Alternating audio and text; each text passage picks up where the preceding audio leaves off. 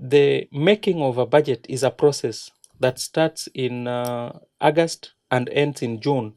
And there's something called public participation that Gen Zs need to find a way to start engaging in, because once you allocate resources, those budgets are in the website. If they said they will build, say, a market here, and they have not built, then you hold that governor to accountable and say, you said you'd build as a market. This is the evidence. You didn't build it. Where's the market? Yes, where's the market? There's a guy who was saying, vile tulisikizana ulifanya na vile unafanya tulisikizana. I have noted that these people in power, if they don't feel the heat, they don't do nothing. They don't do anything. Yes. They don't do their own thing. So it is important that people are called out, people are put to pressure, so that they conduct themselves, and they also explain to themselves.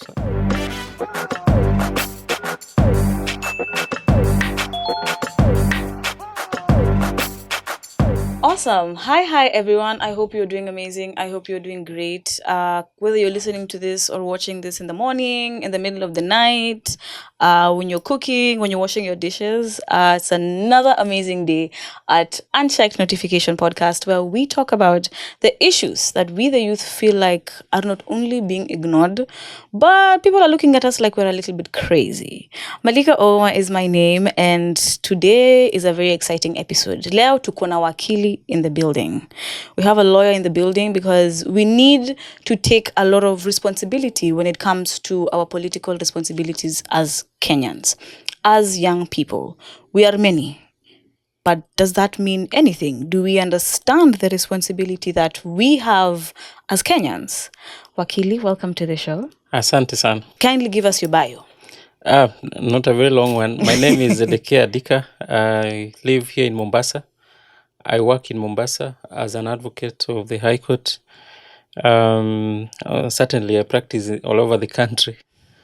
I am also the chairperson for the Coast Civil Society Network for Human Rights. I've been here, done this for quite too long. Before I started this practice, I was working at Kituo cha Sheria as a project officer and also as an advocate for almost 8 years. Wow. And just before that, I was at FIDA and then Office of the Ombudsman for 1 year. So I've been in government, I've been in civil society, but I'm a community person. Yeah. So you have roots in every aspect. Yeah, I have roots around. That we need. Yeah. Awesome. Thank you so much for taking your time and sharing your time with us. Sure. So let's get right into it, right? So what I would love us to discuss today is all about our rights as voters, the specific articles that we definitely would like us to get into. So one thing that we know and we have seen is that Gen Z has the power to shut down the internet and to make the internet be like, what is going on here? Like, what is going on here? And that's what we now like calling online activism. So to start us off, do you think online activism actually works? I think it works. As a matter of fact, it has pushed people who are not pro-democracy, governance, and all this that happens in government. Yeah. It looked boring, and it looked for the old people who are concerned with big business and probably people in communities who just want to cause chaos. You see, that's how it was listed before. But then when this generation came in, there was a different feeling. There have been a different feeling that you don't call us mad people because we do demonstrations, yet what you do is worse and makes us much more mad every day. And so the entry of the technology and the digital era people have revolutionized democracy in Kenya. So I believe, if you ask me, it is true that this generation and digital activism is a plus to democracy. But do you feel like it can also have a downside to it? Because from my perspective as a Gen Z, there's the up and the down. In that there's situations where light is being put in things that don't make sense. Like a very good example is when Oscar Sudi goes on stage and says tutaiba kura, and literally admits that votes are going to be stolen. And then nothing happens to this person, nothing is done, yet there is evidence of somebody saying something like that. So that now brings a question of, okay, yes, we recognize it as activism, but are we actually respecting the activism of it? What the downfall of it? Because remember, the time there's a guy who made AI pictures of Ruto in a coffin, and he was taken to court. He won the case, yes, for him, but that's also a downside, because as much as we don't like the man, and a majority of people would like to wish for a negative downfall of his, isn't it still a negative phase of it? So can that be a position for people to be like, this activism thing online, apana, we need to find a way to restrict it? Yes, you see, my position is, to an extent, if we go by your first example of Sudi, there's something positive that happened. Is he made this statement targeting a particular population, but then because of technology, it went to all of us, so we know what is in their mind. And it is not just that population probably that was now, they gave the money and they were just following him blindly. Everybody everywhere, including his child, knew he said that. And on the flip side, yes, there are problems when you get so personal. Yeah. And you put people in coffin. I think people learn with time. And it is good that I know what we call in law the precedents that are going to happen and to be generated over time will shape the way the use of this digital era and technology is made positive. Yeah. So it is always a struggle. But if it gives you a positive stride in terms of enhancing your voice, so that then those people in office can listen, then you only work on what is wrong, what is the negative, but you shape positively what you think you are getting out of the digital space. Yeah. I like how you've framed that, of you've shape and frame it in a positive side, like what is affecting you, Yes. you know, and you can always be able to give out a message without having to sound very negative. Sure. You know, but at the Sure. same time, now when we look at the flip side of now from the politicians themselves, we have politicians like Karen Nyamu, who will go online and spew whatever nonsense she wants to, or look at Esther Passaris telling people that we're having a problem with this generation because people did not use contraceptives. Yes, I know it's crazy. She said that on Hot 96 radio, and I'm like, girl, that's live air. You're saying something like that. So it's then, and then of course it circulates. So it gets you thinking. Saa zingine na feel nikawa politicians wanatubeba ufala Yeah. when it comes to social media. Let me tell you something positive. The negative things that politicians say, what is the added value for me and for people who understand is that if it goes out there, we are now able to see that kumbe Sapasaris is just somebody who doesn't think. So that you have options. And by the way, she's the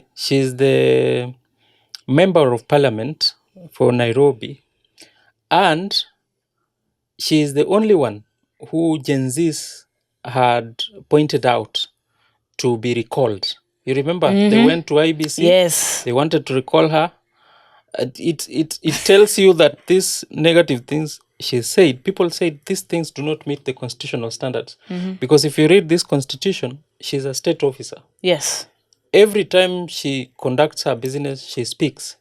There is a value that is accorded to it, and it is required that whatever she says gives respect and honor to that office. If you devalue a public office, it is a violation of the constitution. Yes. And for what reasons can we recall politicians? For reasons that they violate the constitution. And it made me very happy that people felt like this one is a joke. Yeah, let's even though IBC failed them, I know they have a date with her in 2027. And let me tell you the other thing that has happened. She's the only member of parliament who has said, I'm not going to vie again. Because she knows she's not going to Yeah, get it. because she knows this is going to be difficult. She knows her part, So boy. it brings out an image of people Yeah. that probably would have been hidden somewhere, and what they do probably on the right of a pen could be very more destructive. Yeah. But once you have known that this character looks like this, Like this and this. then you have an idea of what to do with them in an election, and you have an idea of making them get to be recalled. Yeah. Yeah, and there are a number. If you wanted me to count, I would count me. Yeah. It's good that we can see that they know we are seeing them. Yes. You know, because it becomes very worrisome, and it's something that troubles and does worry young people. Yeah. And that's why you'll see us on the streets. That's why we had the protest of the finance bill, which is something which we'll also get into. And you've mentioned something about IEBC, that IEBC let them down. And there's something about IEBC that I personally have a qualm with, or I don't personally think it makes sense, where it is the president that nominates people who are going to be now the commissioner, right? Yes. Of the whole IEBC. Yes. So now you sit down and you're like, okay, so if a corrupt president wants to take over again, what is the smartest way to do it? Put the person in charge of the election board as the commissioner. Let them choose. Like, if you ask me, I think it should be the judiciary that picks someone. That's just my opinion. Yeah. Well, what do you think? Let me tell you, it is a question of people not just doing their job. Because in the process of nominating somebody who becomes the commissioner at ABC, first there is a panel that is required to be as neutral as possible. And if you had the background nominations that were happening for people to go to that panel, there were voices of different political parties. What the negative is, because our political parties sometimes are not set under some principles, the two key political parties went on one side. That was ODM and UDA. So then it's easier for them to probably nominate people who they feel are aligned. But even the opposition, Wiper nominated some people, and I think there must be a representative of this professional body like LSK 1 or 2. There is also a nominee of public service, and there was push for a nominee for workers generally. Now that panel, there always is a problem that it still leans towards the executive. After that panel, those names are taken to parliament, and then you see members of parliament, if they did their job like the constitution outlines, then they would call out people who do not meet the threshold to be commissioners in Kenya. Just because they don't do, then that is when the president finds an opportunity to nominate people who end up being commissioners. So that's one. Number two, I don't know when we will get there. Maybe at the era when Gen Z becomes a president. Amen. But Amen. The issue of once you are a president, it is important that you don't just look to your interest. Yes. You look at the bigger picture, which is the interest of the entire nation. So if the president conducted himself under those guidelines, that I am running a nation, I'm serving a nation, let me use that term. Yes. And it is in the best interest of Kenya that we choose the best of the best, then we wouldn't land to a point where president ends up nominating people to the commission that serves in his interest. The fourth point on this matter for appointment of people to IEBC is I think there should be a conversation where a president, if probably a president chooses that person in his second term in office, so that when when the other one comes in, he cannot start saying that he in his first term he want to choose election. So he will run with the previous one. Yeah, so that people look at the bigger picture. You don't look at your interest. Yes. So because, for instance, if we have a different president, then when they go to their second term, then they nominate another one, another IBC commission. Then after he serves his term, the second term, yes, in the second term, the other guy chooses. So they will not have an opportunity to choose somebody who is directly going to look to his interest.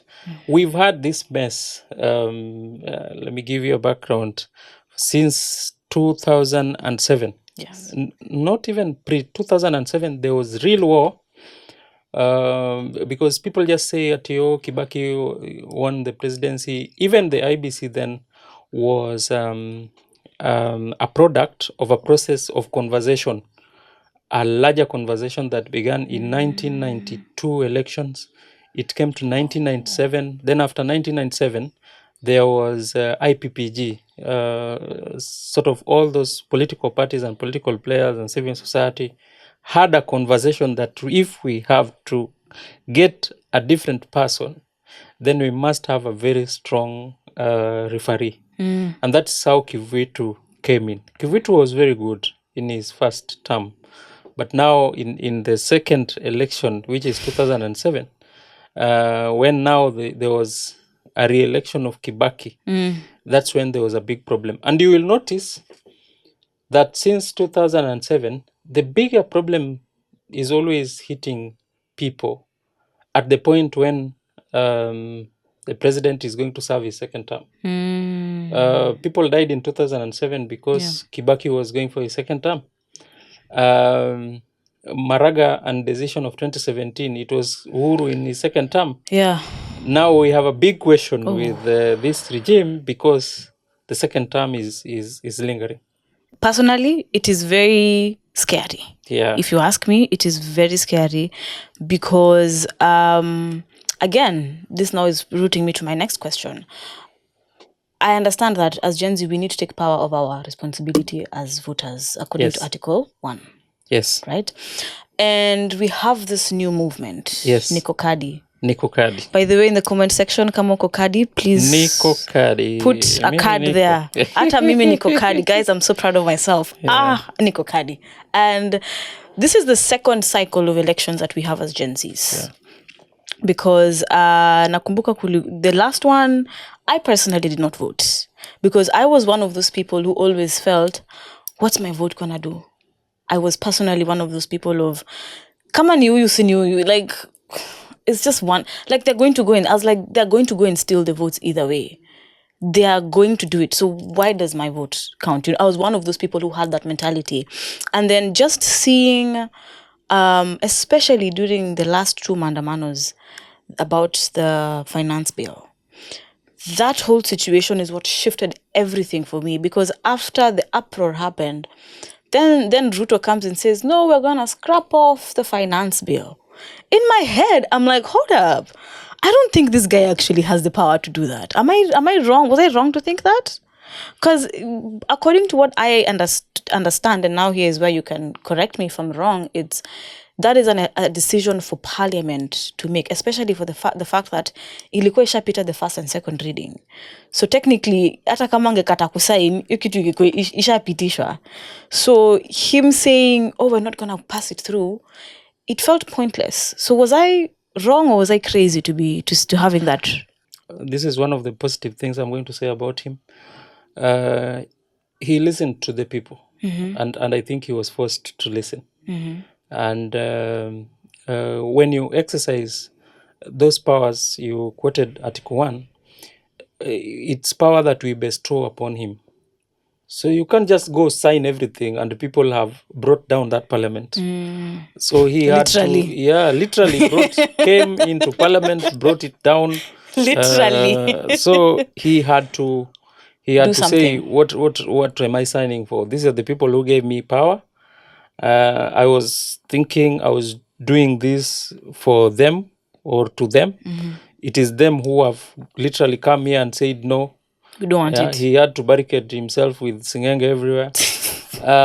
So I think in the positive, and by the way, even in the process of making law, the fact that he has a final assent to any bill, and his assent, his signature, then makes it law. It is not always one way. It most of the time, by the way, if you listen, laws goes to president and even governors in counties, but they take them back and they Yes. say the Work on following it. reservations. So it was still possible that he could not sign. He could just place it on his table, and if he didn't sign it, then the other one was going just to take effect. And of course, there is always some 14 days there that then Parliament, if nothing is done, his was just to make a communication.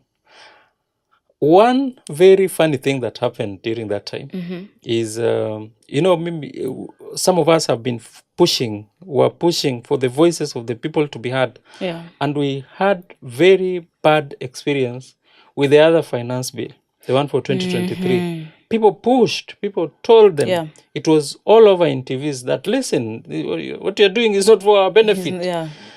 Then they didn't just listen. And by the way, it was that anger that these people didn't listen to us last year. Yeah. Now they are coming here, they are going on with the same conduct. And so the members of parliament who thought they were doing that for Ruto, they are the people who forgot. They realized that even this Ruto was going to be thrown out. And so they were called to State House and they were clapping for president for not signing what they passed. You see that's how low they went, and You know how hilarious that is. it is, and by the way, this was the second time we were seeing this.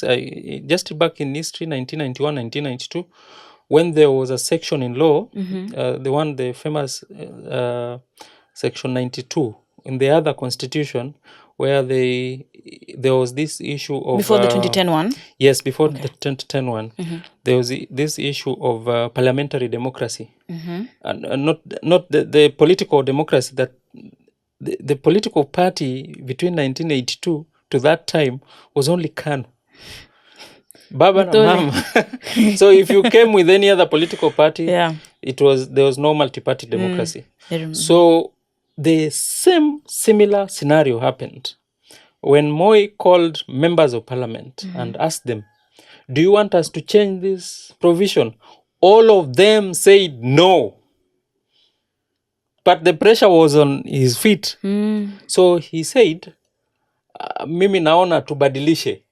Jameona vitu kwa And ground. they clapped for him. 1 minute after saying, "No, don't do no, it." don't do it. So that is Oh my gosh. that is what I think the Gen Z is curing. Because when I speak to you, you will not just tell me yes. You say, okay, I agree with you here, but this one, can we look at it this way?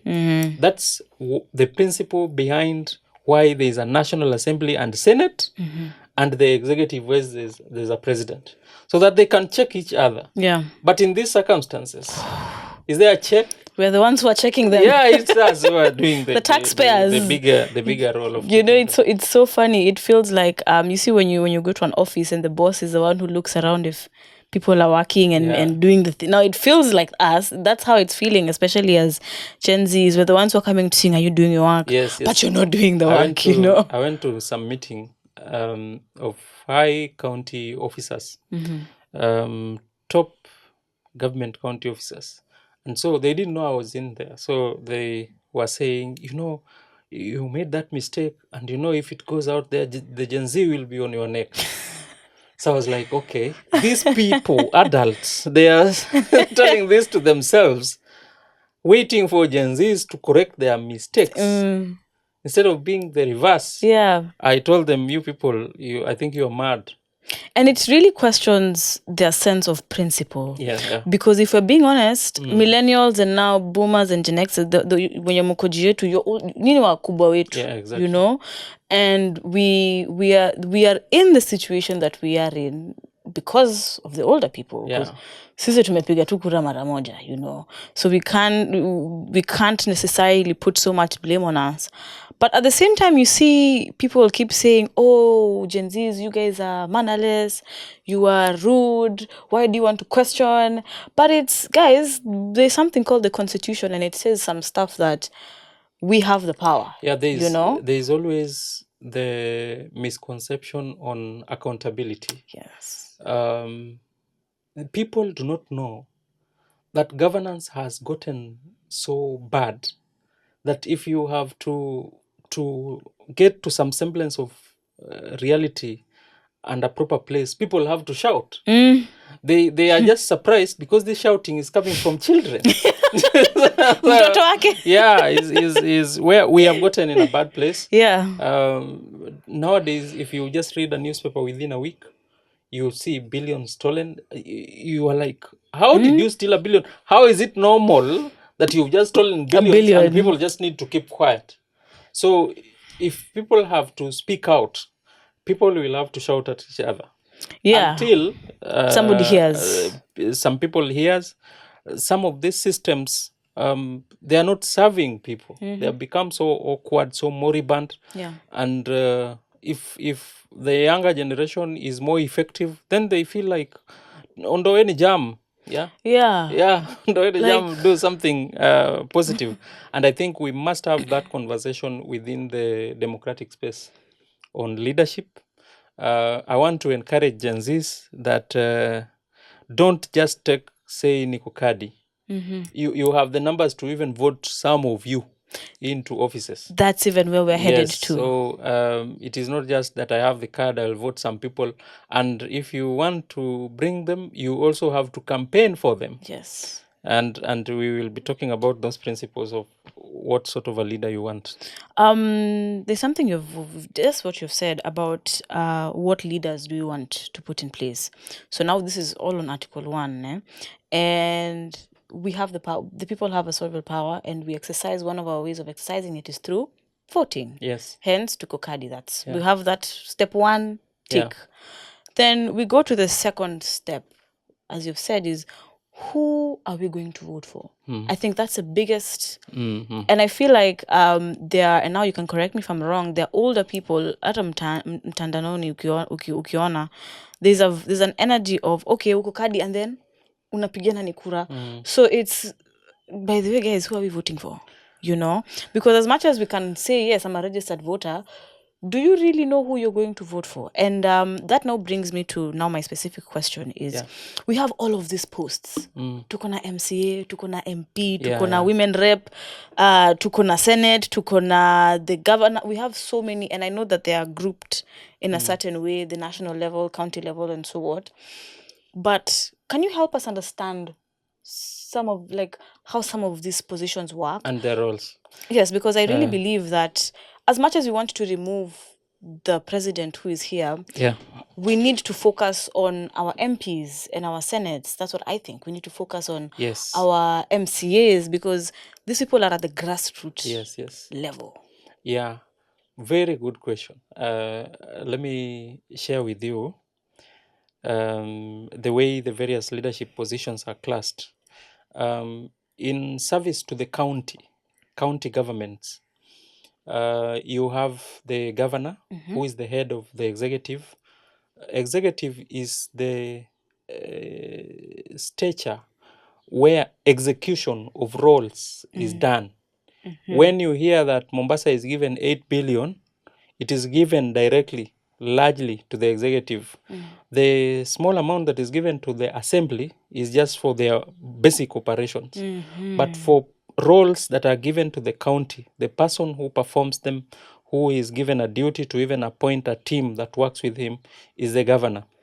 Now, that governor will come to office, and then he will appoint the county executive committee, which is people call mawaziri wa county.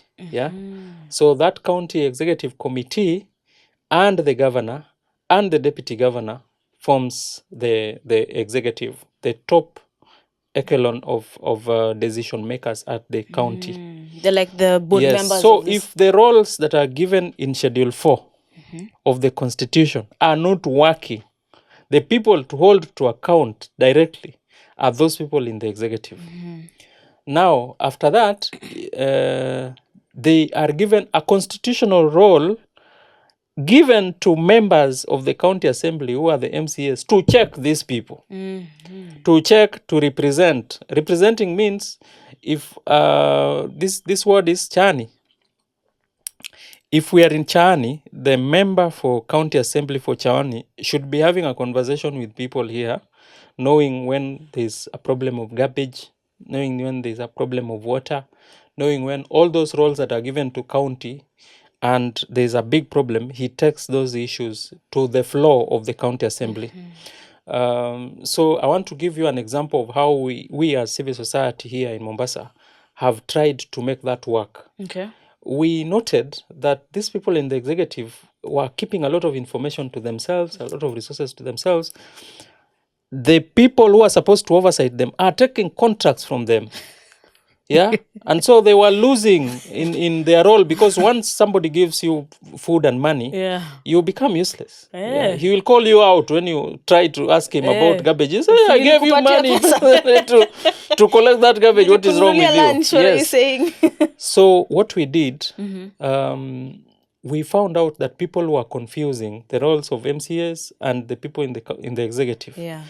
And so one of the ways that we have made that open up in Mombasa is to make sure that the County Assembly of Mombasa is going live. So if you go to their faces, to their pages in social media, I've seen largely in Facebook, they are live. Their sessions are live. So you will know if your member of parliament in the county assembly articulates your issues.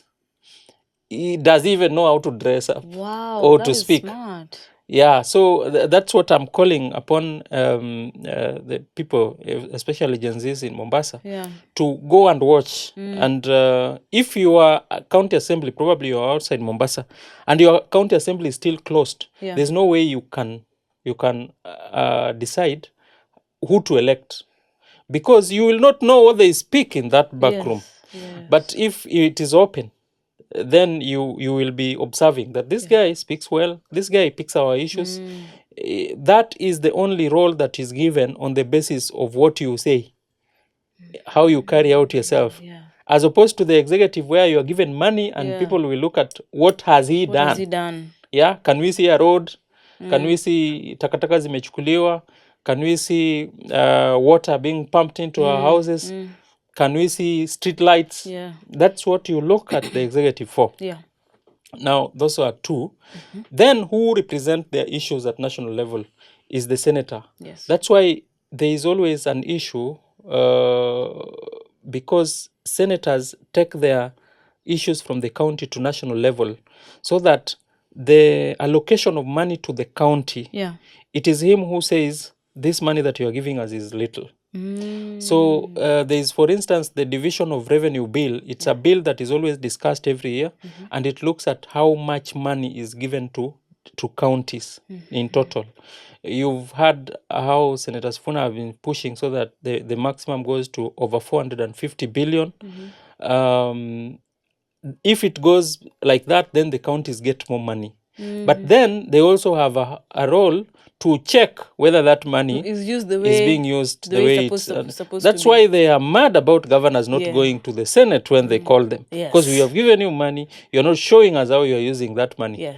But that also is a place to call out the county assembly MCAs, because you cannot tell me that it has to take Sifuna in Nairobi to call out a governor, and you have a direct role to summon him and to find out how money is used here within the counties. The county by itself. So the biggest gap is still how they relate.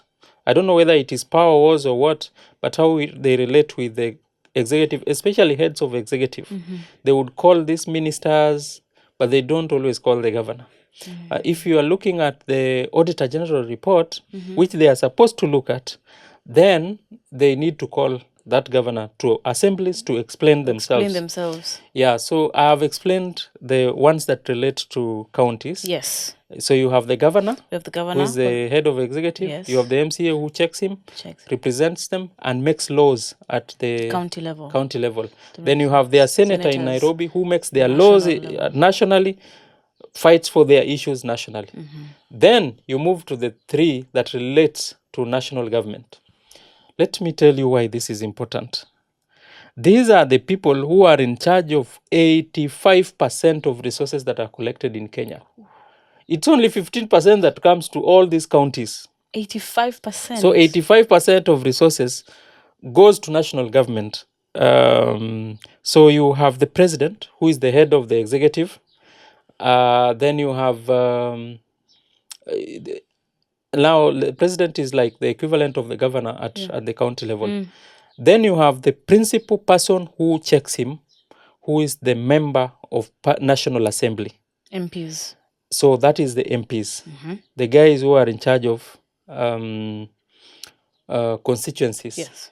Now, these people, they are supposed to do to Ruto what those governors are feeling from the Senate. Yes. Now, tell me if our MPs are working. So because you can see governors have felt the heat to the extent that they are saying, hey, can we change this committee? Yeah. But the president seems so normal, so relaxed with the National Assembly. Yeah. They don't question a lot of things. Even when they are told that money was taken from our revenue stream without following the due procedure, it's like wanasomeana tu hapo dakika tano na inaisha hivyo. So those are the National Assembly needs to do its thing. So they still legislate, they still represent people, and they still do oversight. Those three is main their role at the national level. Then the final group is also members of parliament, but members of parliament representing the whole counties. So like the women rep. Yes. For all these 47 counties. And now every house of these three houses, the county assembly, the Senate, the National Assembly, have nominated members. You would have youth, you would have representation of women, and you would have representation of I think there's young PWDs. People with disabilities. People with disabilities. That is something I think people really needed to understand, because many people, kwanza mimi personally, I was not understanding the role specifically of an MCA versus an MP, but now with that description I've understood more. And I think for young people we need to focus on the county level. Yes. You know, because kama unataka change ifanyike hapo Mombasa kwenyu home, what is the best way you can be able to do it? Because MCAs at the grassroots, wanaona, okay, in this area we have this problem. What are the solutions? Who can help us fix the solutions? How much money will we need? So when they're going to be like, guys, at the county level, these are the problems that we have. By the time it's getting to now the governor, it's okay.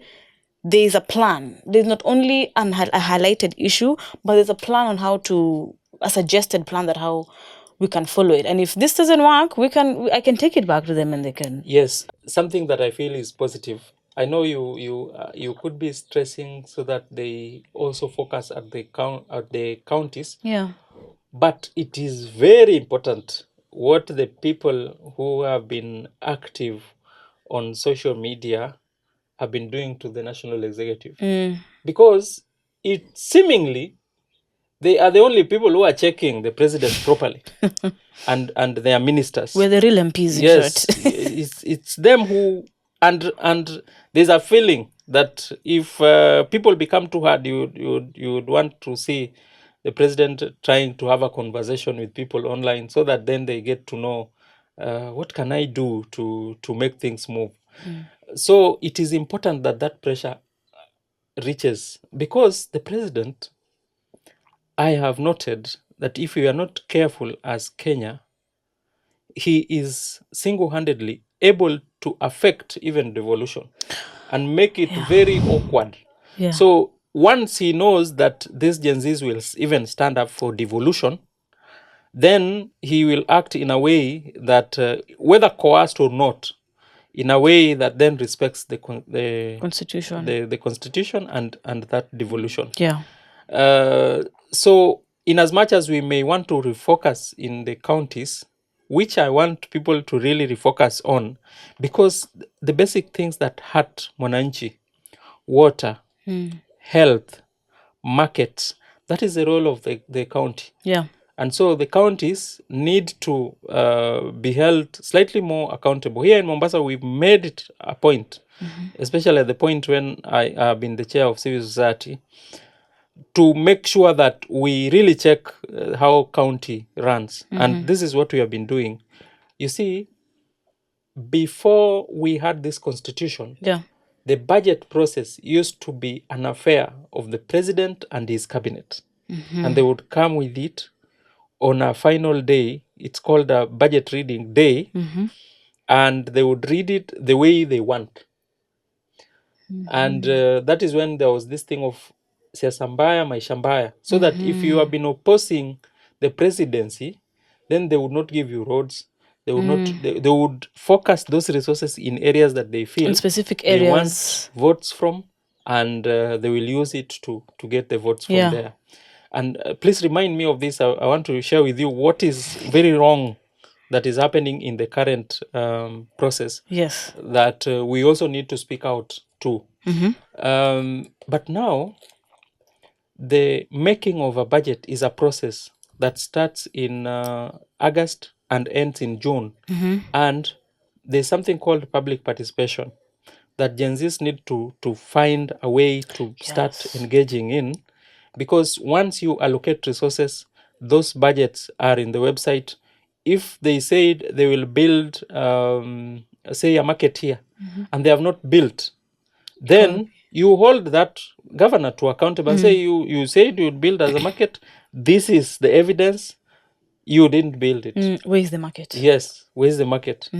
There's a guy who was saying, vile tulisikizana ulifanya na vile unafanya tulisikizana. Yeah. So That's a nice one. that's the way that budget process. So it starts in August.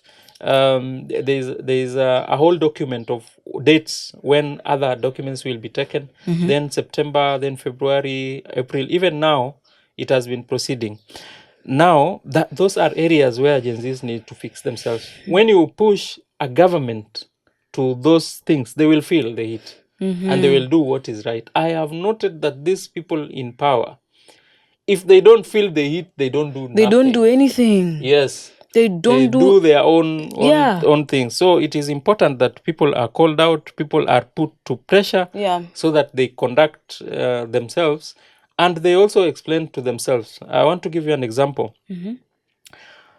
There is a provision in the County Government Act that requires a governor, every governor, like the president does, to be holding something called State of the County Address. Like every the State of the year. Nation that Yes, Ruto like the does. State of the Nation. The president does. Okay. So then that State of the County is a marking scheme that you can pick and say, in the last financial year, you have been doing this, and you told us you would do this. Yeah. Now you would find that there are counties, including Mombasa, where the governor has not done that since he was elected. We keep reminding him, he has not followed up. So those are places where we need to put pressure. Checks and balances. Every governor where you are, Yeah. to call them out, tell them you have to conduct State of the County. We want to see what is your track. We are not waiting for 5 years. Yeah. From first year, what have you done? Second, year. what have you done? Yeah, so those are areas where we need to get to as we wait for elections for 5 years. Yeah. I keep saying that we really hate politicians, but if we're being very honest, they're just playing the game very well. Yeah. I personally think that they have understood the game of politics because they know all of these things, Yes, you know. yes. See at Yawajui. So even when they're doing things that they're not supposed to, they know that they're not going to go and check. Yeah. You know, they're not going to do ABCD. They're not going to do this and this. And that's why I also keep telling my fellow Gen Zs, like, guys, we need to stop hating the players and start changing the game. Yeah. because the game is what the politicians have understood. They've understood how they can be able to control and manipulate the game in their own advantage. And this takes me now to now Article 38. Yes. Are there any other legal ways that we can be able to push for certain changes? I know one thing you've said right now is now about checks and balances, calling them accountable. You know, let's come kuja utuambie, I said I'll do A, B, C, D. You've not done A, you've only done B and D. You know, so apart from just that, are there other ways that we can be able to claim, you know, political power and responsibility? A number. Let me start with the last one that you just mentioned. Yeah. And I'm giving an opportunity that we are going into an election. It's not just about taking your card. There must be conversations. If you organize yourselves from ward level, Yeah. you are able to call this member of parliament and ask him that when you go into this parliament, even if he's a Gen Z, we are supporting you. But when you go into this parliament, these are our expectations. This is what, and so what we have been doing, we have been signing with them some MOUs, normally. But like I told you, there are certain planning documents, like there's something called the County Integrated Development Plan that is developed every 5 years. Yeah. Now, when a governor comes in, he is required to make sure that in his first year, that ADP is in place. And now when he's doing that ADP, he's telling people that in the next 5 years, this is what I want.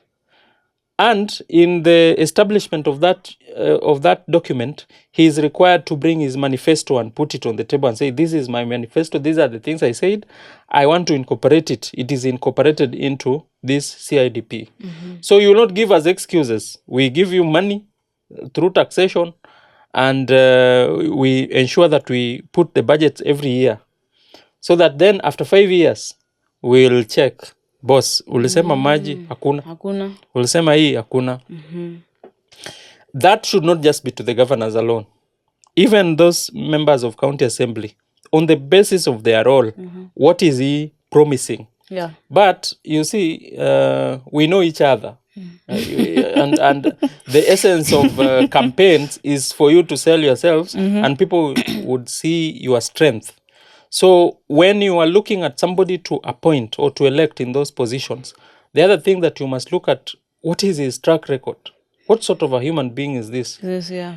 You cannot say that you are going to fight corruption and you are electing into an office a person who has been convicted for corruption not once, not twice, not thrice. Then you think he will get into political office and then change. He is not going to change. He's going to perfect He's what going to become worse, yes. You know. And yet you are leaving out somebody probably in that race who was very clean and who has a background that people can say, huyu hajawahi tuibia makuku. Huyu yuko sawa. So those are some of the things to look at. The other way is through those platforms I told you, make sure your assemblies are open. Also, follow the conversations that happens at National Assembly, especially and the Senate. Yeah. You would know how much money is allocated to your counties. You would know which governors are not going to Senate because they don't want to account. You would know which members of parliament are being bribed. You would know which member is so focused on the CDF and is forgetting, by the way, CDF should not be their role. He's forgetting about execution of his duties, like oversight. Yes. Yeah, because why should you? You see, we are running a budget of 4 trillion. 4 trillion. Which is crazy. I know you people understand, especially Gen Zs understand what a trillion is. Guys. They may not have touched it. They will not touch it, but they understand. But members of parliament in Kenya will be fighting so much for 58 billion for CDF and forgetting the oversight of 4 trillion. that if they insist Yeah. that the executive must use money prudently in a proper way, Yeah. they will save more money Mm-hmm. than the money they are recalling to do projects within the villages. Yes, yes, It's yes. not their work. Mm-hmm. I think their focus should be more on oversight, representation, and making laws that make sense. That makes sense. Yeah. That's true. So those are some of the areas. But the biggest place for checking people in office is at elections. Yeah, just laugh around with us. We get to election, we angusha you. Sasa, Yeah. umesema hapo, even before I go to what you've said, there's something I want to backtrack us a little bit. Yeah. You said I remind you something about the blackmailing people with the budget. That is something that is that's done quite a lot. Good. What I wanted to say, Yeah. and this is where I would request my younger colleagues in Kenya to help the older generations. The feeling that the president, when he comes here and builds a road, like is a favor for you. It is not. You are working every day. Mm-hmm. You are paying taxes by force. Every whether you day. want it or not, you will buy salt, you'll pay tax. You'll buy your Bread, shoes, you'll pay tax. You Tende work. mkate, anything. When you work, they take a huge percentage of your money. So any president, any person who is coming to an office should not be looking so flowery into the things that that the budget is doing for communities. That budget should work flawlessly for every Kenyan. Equity should be for every Kenyan. But if you look at even the current president, what he's doing, an example is when he's in Nyanza, is I'm building the roads, I'm doing this, I'm doing this. And so you hear people saying, oh, because he's built as this, we need to vote him. We are asking, if he's violating every provision of the constitution and giving us money, giving us these projects, these roads, and these roads, even if you look at them objectively, you would find that the level of theft in those contracts is huge. And so you need to look beyond the projects that government is giving you. You need to look at the character of the person. Is he one that protects human rights? Is he one that protects the constitution? Then does he use our monies prudently? And then do they tax us too much? Yeah. Those are the perimeters of looking at that person. Don't look at a person in terms of huyu ametuletea barabara. Umekuwa umenyanyaswa. You should get out of that feeling that barabara is not from his home. Yeah. There's no president who goes to his home to carry a road to bring to you. To bring it to you. It is money that you send through KRA that gives you that money. And by the way, it is your member of parliament who has a responsibility to budget. The budget process nowadays ends up at parliament. So it is them who does the actual allocation. The president merely signs, because the president, through the treasury minister, sends what you can call a draft to parliament. Does not stop them, members of parliament, for ensuring that allocation happens equally to the entire nation. So let your member of parliament do his work. If once I put money into a budget that we have agreed that this is the budget that is going to serve, for instance, this house, then we put money there. If the money is not properly spent, it is still that member of parliament who should be doing oversight, asking why did you not spend this money here? So the idea that some areas will be developed because the president nini, bullshit. True. Let the president develop the nation equally and equitably. Let us look at their parameters in terms of how they respect this constitution. Sifuna always asks one question, and I don't want to look like I'm talking what he says, but it is a question that we should ask. That what is the value of you building as a road if I can't say this is wrong? If I say it, then I am killed. Yeah. What is the value of trying to develop Mombasa? But then, if I question a chief, I will be arrested, I will be beaten up, I'll be kidnapped. I'll be kidnapped. So it's important that people respect the standards and human rights. I like how first of all, the fact that it's not a Gen Z who said that this thing of barabara is bullshit. I'm very glad. Ndio musikie unakuja na hata sijuzi I'm like Juzi Ruto was saying you're saying something about instead of building roads, he thinks that it's more important to build churches. And people are like, hold up, guys. Like, are we actually listening to what this person is saying? I don't know what is wrong, because that constitution is very clear that this Kenya is a country that does not lean into any religion. Yes. So why are you taking our money into churches? And then there's something I don't have the specific figures of the recent budget that was read, but there's an increment that is going to be done for Parliament, for State House. Yes. And the amount of money that their State House wants to be using is more money than what the White House in the United States uses. I've read that statement and I'm like, what I want to, I have not compared them, but it is bad because Mombasa is a county. Mombasa gets equitable allocation from the national government of up to between 8 to 10 billion. Okay. To serve you for health, to serve you for water, to serve you for takataka, all that Garbage, service, drainage. and you have all this. Then the budget that is given from Treasury to Mombasa County is half the amount of money that is given to State House, where Ruto should be sleeping with Mama Shalin. It's madness. The math is not mathing. It's and budget ya chai ni kubwa kuliko budget ya health. There was a comparison.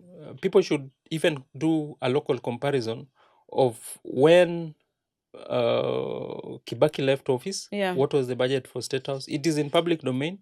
When Uhuru left, what was the budget? Because it has moved from around 4 to 5 billion to 17 billion. Damn. It's like in 2-3 years. And last year, when we had that conversation about what the Gen Z were calling for and what the people were asking, yes, you want more taxes from us. That was all the basis about the Finance Bill 2024. Then they were asking, you want this more money? What are you doing with it? What are you doing? Then they told them, please remove your wives from all of this. Yes, your wives and husbands for women. Yeah. Remove your husband and children. Can we stop this? Stop. Please don't use our money to put on watches for over 100 million. Use our money prudently. And what they did, they took out the budget for First Lady, the budget for the wife of the Deputy President, this guy who is speaking a lot here. The second lady now. Yes, the second lady. And the wife for Mudavadi. They had been budgeted a lot of money going into billions. And that money was scrapped. The money that was going to State House was told, the Ruto himself says this money is going to go down up to this level, because people are now looking at item to item, item to item. What are you sweeping in State House with 100 million? What is this? What is this mandazi? What is this mandazi? So you see, you made a point about money that is going to churches. Somebody is telling us that nitawapatia 20 million kesho. He goes to another church, says nitawapatia 15 million. This one person who we pay around 1 million in a month, every Sunday has around 100 million to give to people. That is why mandazi in State House have to be more. Because that is where they hide that budget. Yeah. Damn, that makes a lot of sense. Like, that makes a lot of sense, because the math is not mathing. Yeah, it's not. You know, and it really feels like enyewe tunabeba ufala. Na tunaenda church pia tunatoa sadaka. So you wonder. Tunaenda kanisa kama tutatembea kwa barabara gani ya matope. You know, and I personally I feel and I see, let me say, I think that if we are not careful, not throwing shade, we will end up like Uganda. we can end up like Uganda? Mimi, I want to be very positive. Kenyans are very resilient human beings. They don't joke around with. I know the few people in political class feel like we can do whatever we want, but majority of Kenyans are very principled, focused, trying to do their businesses. For you to see them going into the road, they are looking at you like, where unataka kutumes hapa mbele. So that's why they go to the road. So mimi, I want to look at it conversely, Uko na hope that these people, tukifinya kidogo to inject kidogo, these people, kama lazima akae kwa hiyo ofisi, he will do what we want. atafanya But kazi. in the normal process, we can get somebody to vote. You have been asking about people to vote. Why not you? You just tell Kenyans, I want to serve you. Guys, I'm gonna get there and throw hands. I'm gonna get there. And throw hands. But it's very refreshing also as a young person to hear an elder person how much hope you have, because at some point I feel very hopeless at times. I sit here and we hear what's going on within, how much billions are we losing in the health sector. Look at how our education sector is going down the drain. Look at how when it rains there's floods, and then Mama Rachel goes and says, oh, you know, ever since I started praying, rains have not stopped. And I'm like, lady, you are not God. I don't think you're a shaman. She prayed for drinking water. Girl, can you focus? Like, with all due respect, So, look at what the former first lady did.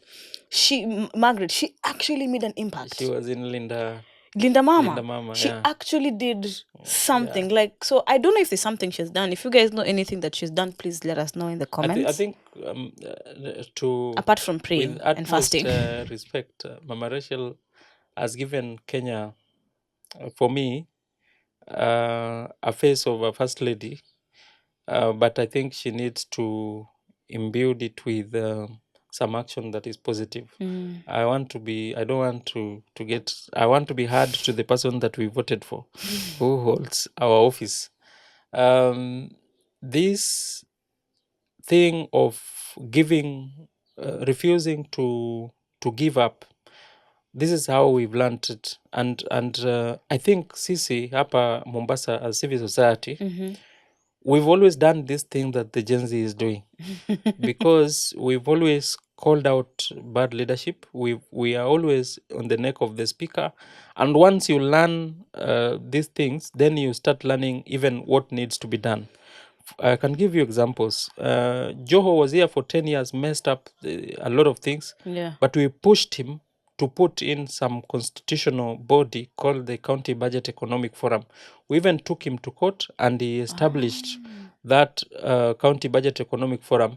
And that is how this budget process is now making a little bit of sense, because there are representatives of communities that sit with that county executive committee, equal number, as we have a representative called Lucas Fondo. When they knocked us out and they did not appoint our person, we wrote demand letter. We were going to court. Then they said, hey, bring your person. So we brought our person, Lucas Fondo. The budget process was a mess. If you look at a lot of projects, for instance, ECDs that were given money in 2014-2015 financial year. What does ECDs stand for? ECD is, in Swahili they are called shule za chekechea or nursery schools. Okay. Or nursery schools. Yes.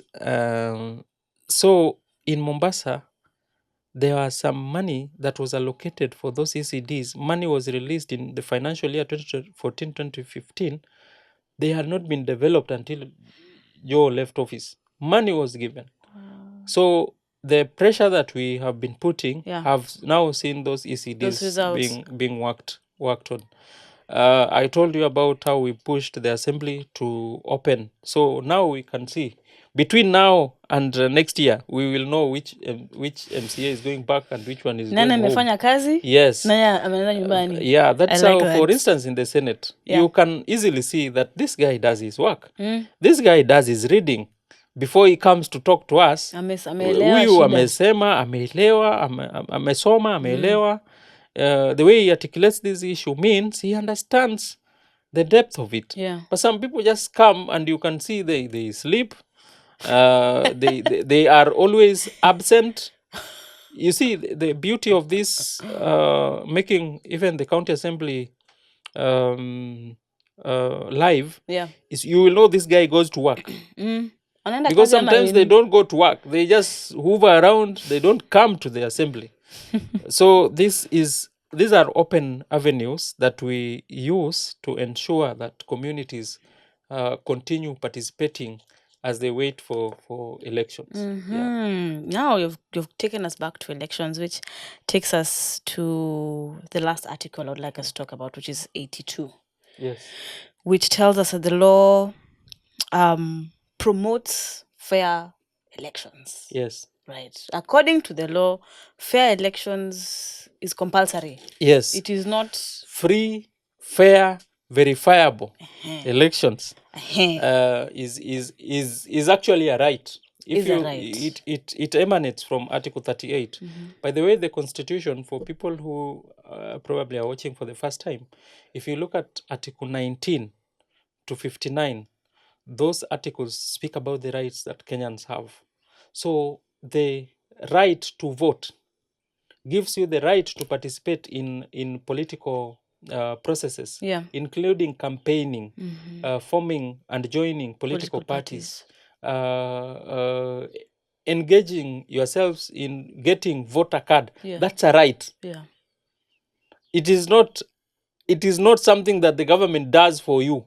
And actually, IBC is given money to sensitize people and then tell them, we have sensitized you, go and use your vote wisely.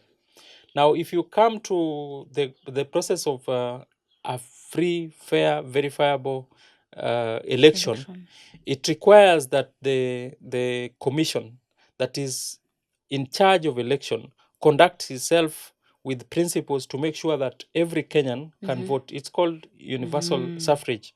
That means one vote, one person. So the idea that people can mess up elections and then they can come to TV 10, 20 years and tell us, we stole that elections.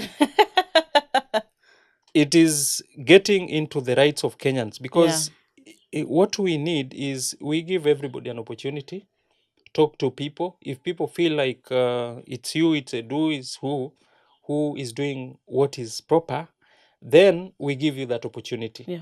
But you should not deny us because you messed up with technology. And that's where we also need that the generation that is coming look into this ICT issue so that elections is not going to be an invite to war. Elections have been every time we go into election, we say open the server. Yes. Every time we question that process, and that also calls on the judiciary.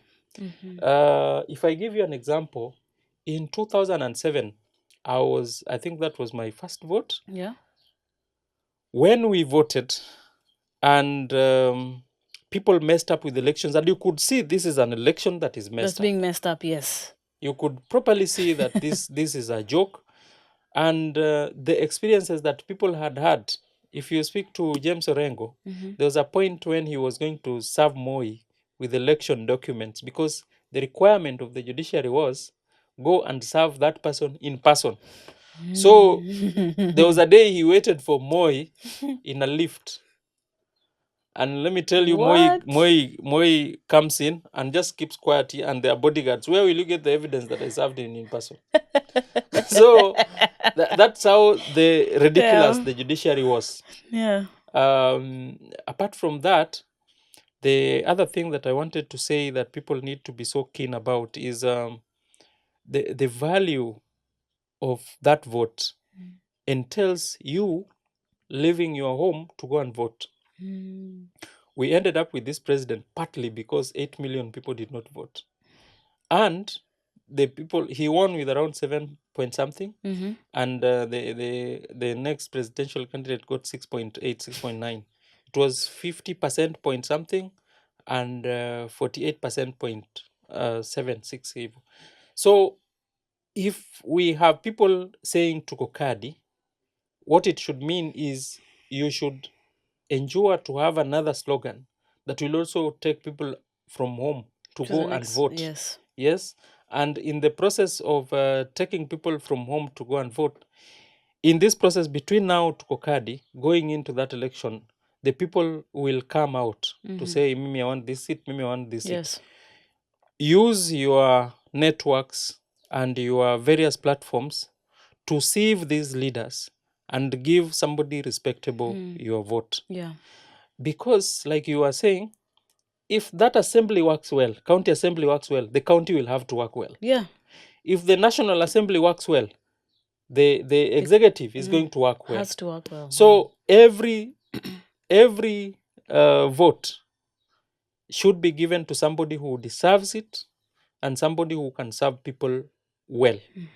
And people should not say Niko Kadi and then fail to go and vote. Yes. Do you Yes. think that Gen Z will show up to vote? What do you think? Because very many people think we're not gonna show up to vote. Look, I can look them straight in the eye and say, look, Actually, this is your camera. It Yes. makes no sense for you to tell us niko kadi, uwe na kadi alafu ukavute nao bangi zako.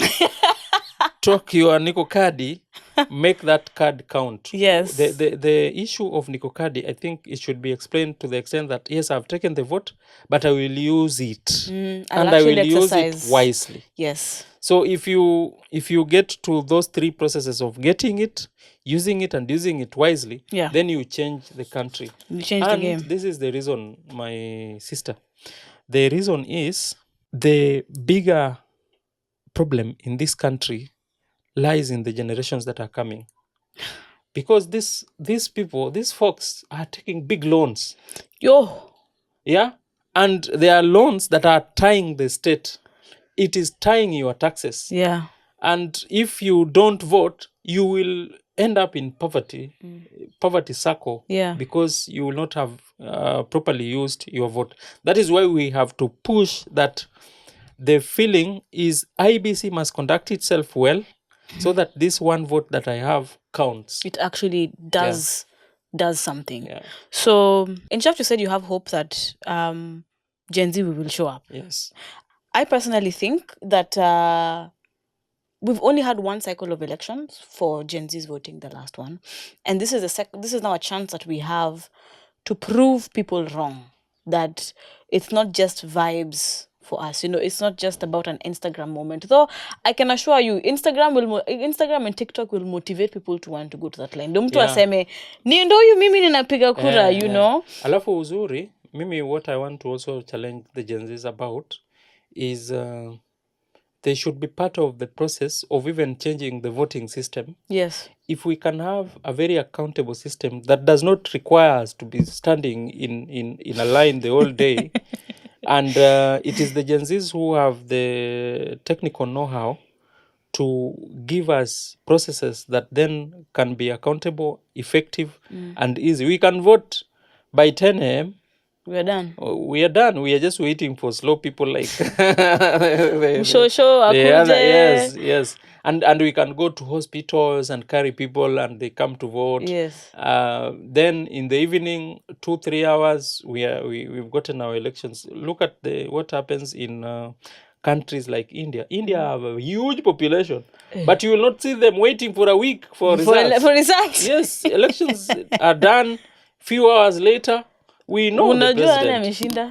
And we will just know hii yenyewe hii tumeshindwa sababu watu wetu hawajavote. Utaona tu hii hajaibwa. Yeah.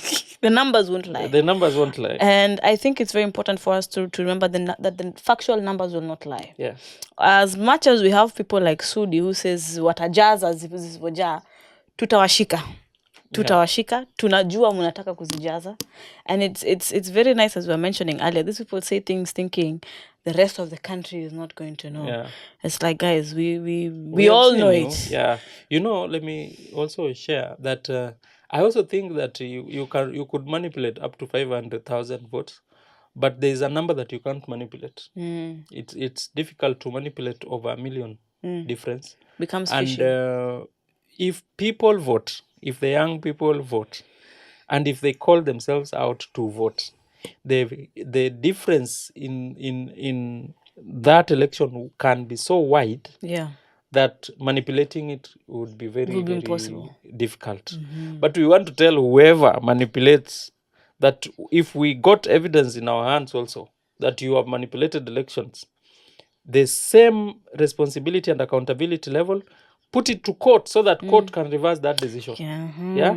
Yeah. And if worse becomes worse, that they get there, make his life so miserable that those Yes. 5 years will just end in 2 days.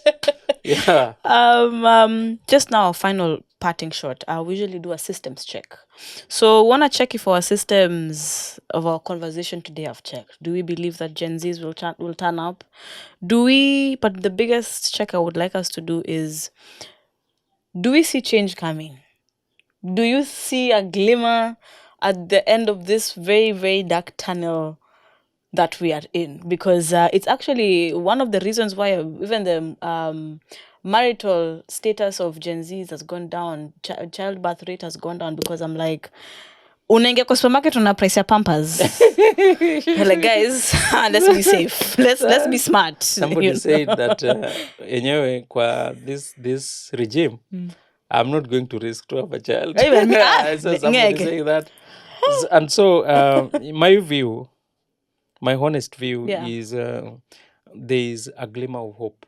As a person who has been voting since past Moi, immediately past Moi, 2007, right? yes, Yeah. 2007, I can see that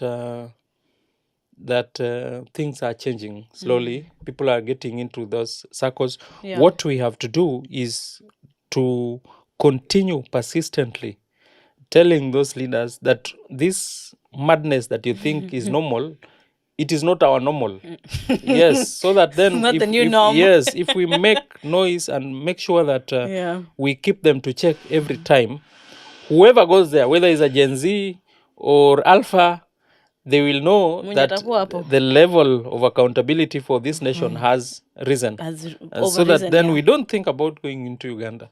And we will be Kenya that Singapore would be admiring to be. Amen. I'm so Yeah. sorry, Uganda, for throwing shit at you guys. And you've said Singapore. And now, ukisema Singapore, lazima tuongelee Singapore kidogo. Just to, as we wrap up. Singapore is a very beautiful country, as we know. It is one of the most expensive countries to live in, even if you just look at it, And Singapore is built on old money, when Singapore was nothing but a forest. Yeah. It's been built on old money. So that means it's had time to get to where they are. I can say that in matters of looking further or having a vision or a dream, I can see why Ruto would like us to get there. But at the same time, if you look at the amount of taxes that they pay, it's reflected. Go to Europe, their taxes are reflected everywhere that you go. It makes sense why I'm paying 40%. And there's a time, I think at the beginning of this year or the ending of last year, farmers in France were really having a problem with their constituency members. And wakasema sawa, mnatusumbua, wacha tuwashow. The police tried to barricade the roads. They said, it's fine, barricade. Walikuja na matingatinga. Matrakta. Wanafanyanga hivyo na malori. Wanasongesha Yeah. na fertilizers. Na Yeah. zimeanza wanatupa kwa offices. My take about this Singapore issue, and if you listen to me that time, I said Kenya should be the country that then Singapore wishes to be. Because let me tell you, the soil that we step in Kenya, people in Singapore admire it because everywhere is minerals. You go to Mrima here in Kwale, there is a huge depots of mineral that have been identified there. Same to Taita Taveta. Yeah. And 68% of, over 60%, let me say, of Taita Taveta is the national park. Yeah, the quality that Singapore does not have. Yeah. If you go to Kilifi, you'll find salt, mineral salts. Yeah, the salt that we take that is The mining that's done. taken everywhere in this Africa, mining of salt in Kilifi.